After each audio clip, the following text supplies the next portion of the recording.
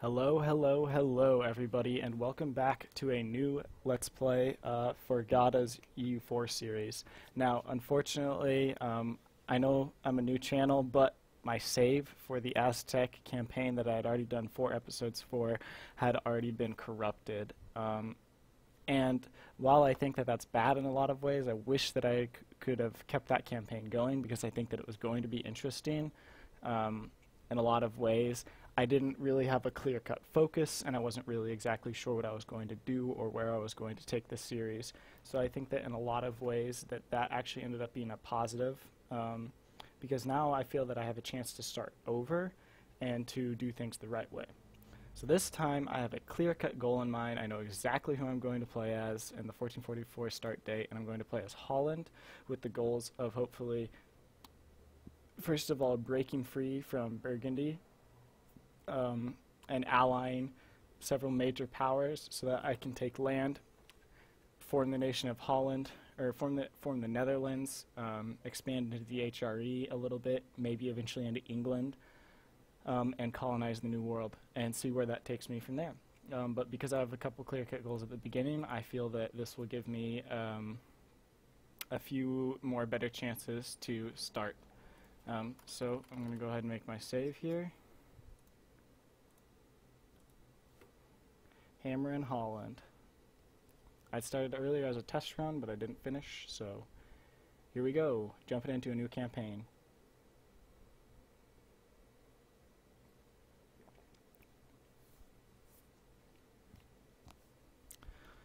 Alright, now when Holland starts, you start with 2 pretty high development provinces.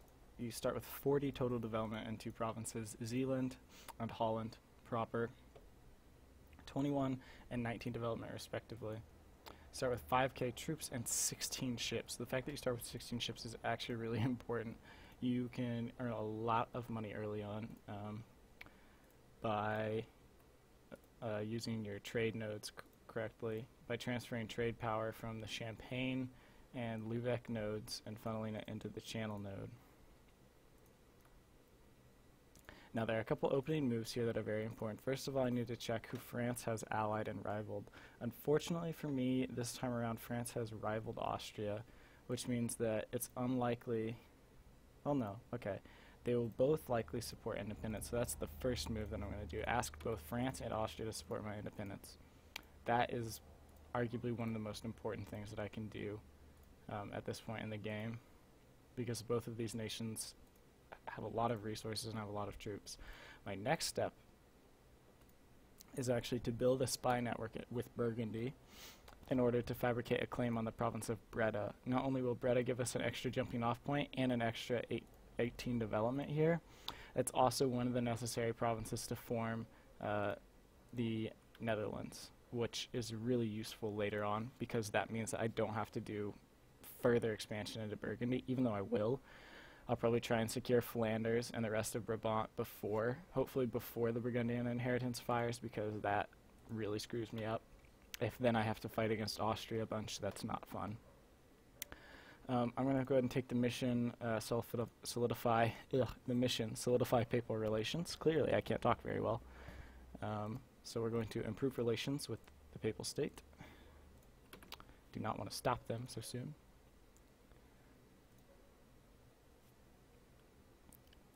Okay, Shadow Kingdom.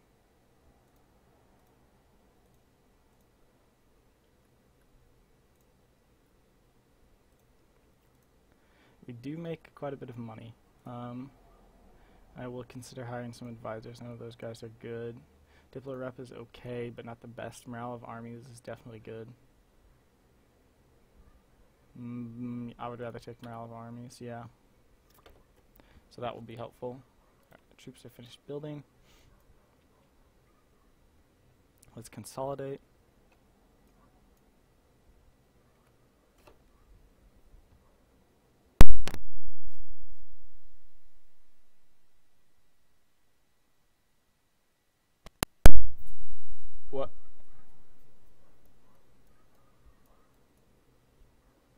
What just happened here? What just happened?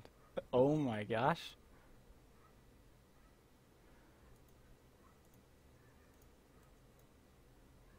Did Burgundy just release me? They did. I've actually never had that happen. I got 204, and I'm now officially independent. Well, that's awkward.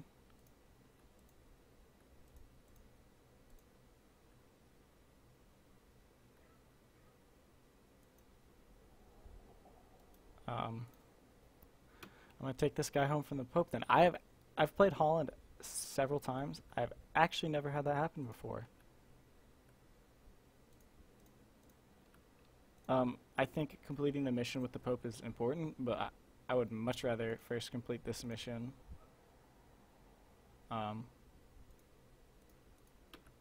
With or not mission, complete the mission, but I would much rather first get a relation with France, so that I'm somewhat defensible, because I'm not in a good spot right now. Honestly, I don't think that's very good for me. It means I don't have to fight, which is good, of course, in the long term, or in the short term, because it means I don't lose very much manpower immediately in the beginning. But it's not good for me in the terms that I can't take provinces like Breda, or I can't take Breda or Antwerp. Sorry, I can't take Breda or Antwerp without fighting Burgundy again. And this time I'd probably only be fighting them with one of France or Austria, so it wouldn't be quite the stomp that it was earlier. This means it's going to be hard for me to find allies.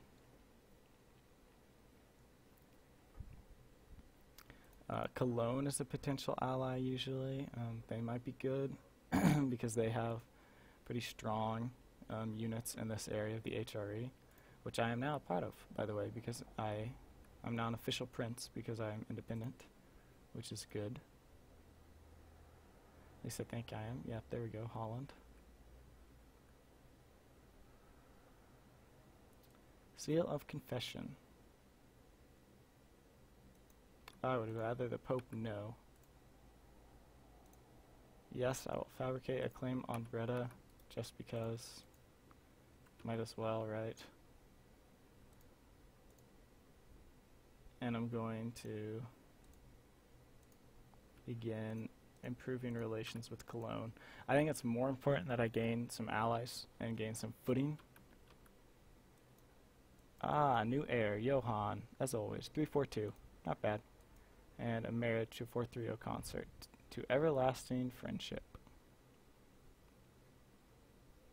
So until the consort dies, -5 missionary strength, -3 local unrest, more autonomy.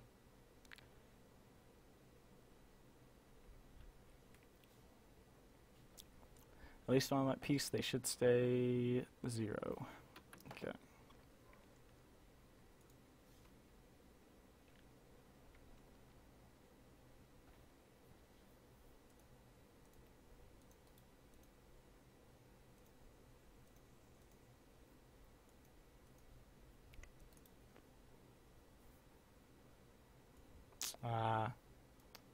I had 0 papal influence anyway, so that doesn't really mean anything to me.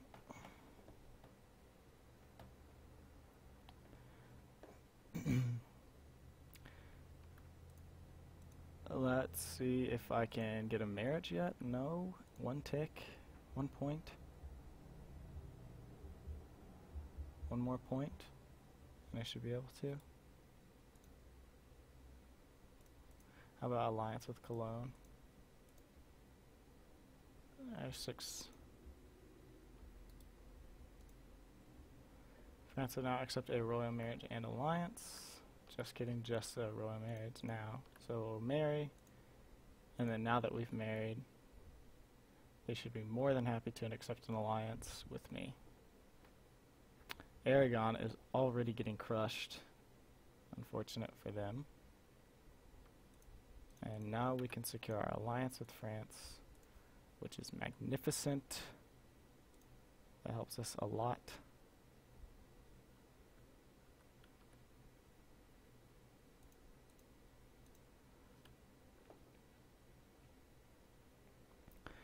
And now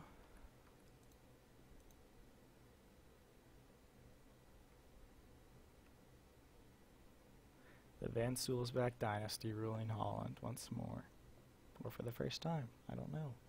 I'm going to continue improving relations here, and I'm also going to continue improving relations with Cologne, because I think that would be helpful for me. I think my next target, they're going to be declared war on Provence.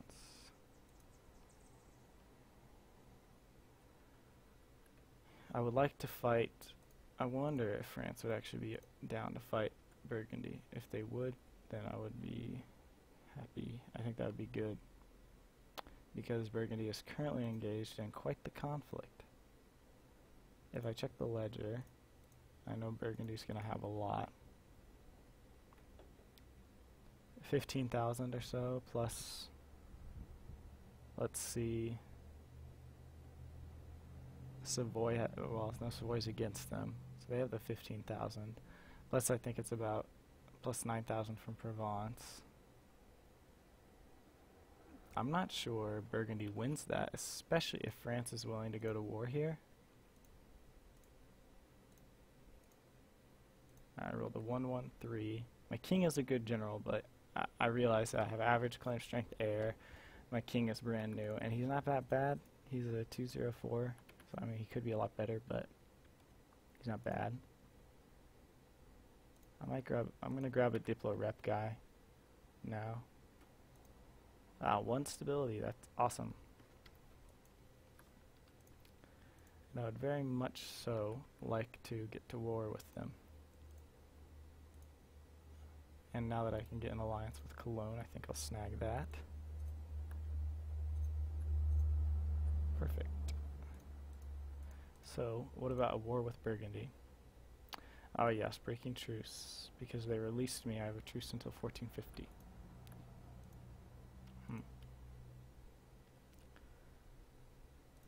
So instead, what we're going to do is build the spy network on Utrecht. Why not?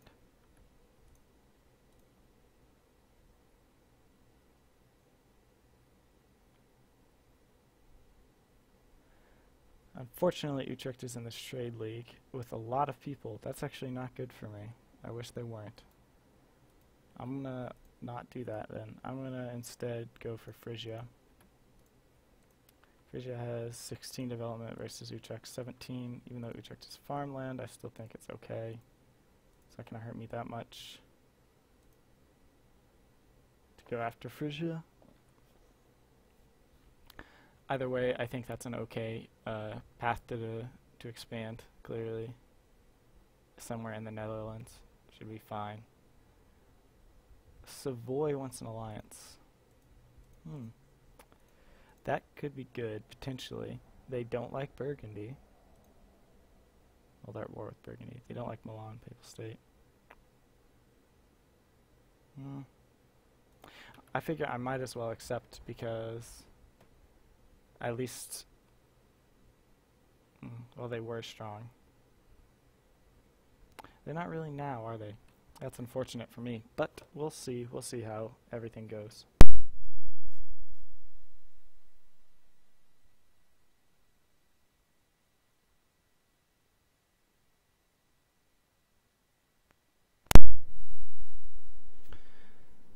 This is just going to be a little bit of a wait while I get claims and while I can safely probe out to expand. Unlike the Aztecs campaign, which I started, this one should be this one should have more opportunity for expansion and shouldn't be limited by things like truce timers as much, but should also be a little bit harder in terms of expansion, whereas the Aztecs are outright strong in their area at the beginning. I'm clearly the dominant power in the Low Counties area, but I'm not that much stronger than anyone in particular. So it's a little bit harder for me to just come out and just dominate straight from the beginning of the game, unlike the Aztecs.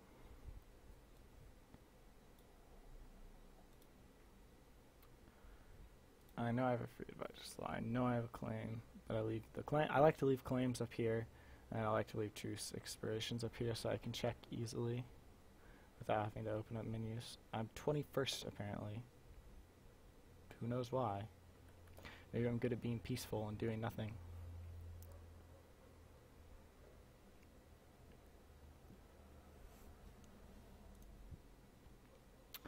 The real question is, when is Italy going, or when is when is England going to try and attack France? My guess is soon, and then France might call me to arms for that, which I don't know how I'd feel about that, considering I wouldn't be able to protect trade, probably. I would probably get navally landed on and have no way to get to France's main armies, so I would probably just die, which wouldn't be good for me. I know France would win the war, but I would probably lose a lot of money and a lot of men. So we'll have to see how I want to respond to that one when that comes up.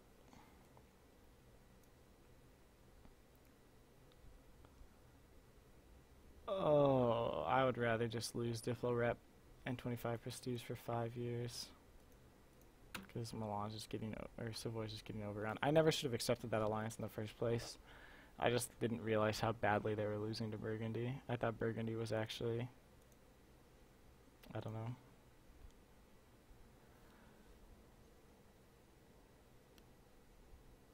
I didn't realize that they were losing that, or that Burgundy was winning that war that handily. Unfortunately for me, huh? Well, that's not too good for me.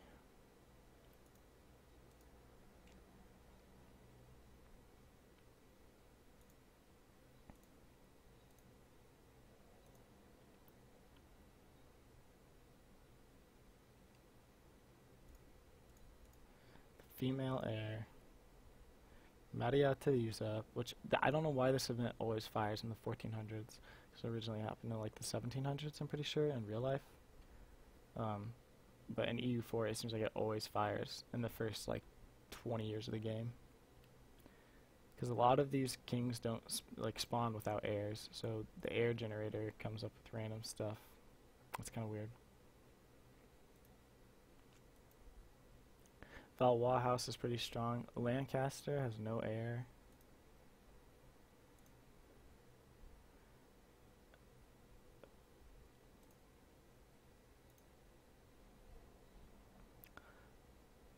Joao is 343. Yeah, King Lancaster. Frederick has the Whittles block. 322, not bad. Jagiellon. Interesting, they actually have the same dynasty over here. How about the Polish king? The Polish Jagiellon is 441. Ability loses 10 influence. Yeah, how are my estates? They don't have any, really. They don't own any land, anyway.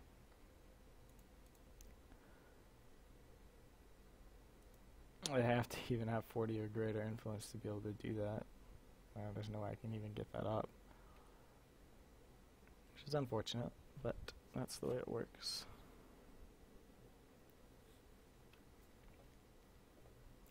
I know this first part has been boring, but my claim is ready on Friesland, which is good. They're allied with Mecklenburg. I would have to fight Friesland and Mecklenburg. Mecklenburg probably has... Well, let's check. Mecklenburg probably has... Yeah, 5,000, so does Gellery. Or so does Friesland. I'm not sure Mecklenburg can get through. To look at opinion map modes. Yeah, like Bremen is not a huge fan, neither is Hamburg or Lübeck. So they might be able to find a way through, but they might not be able to. I'd prefer if Cologne was willing to go to war with me, but they aren't. Cologne is not ready to go to war.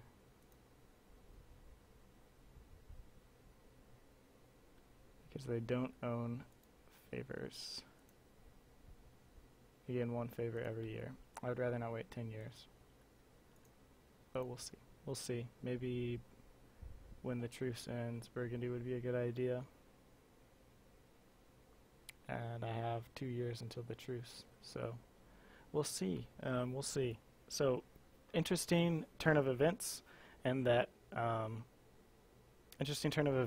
was actually freed from my personal union rather than having to fight a war.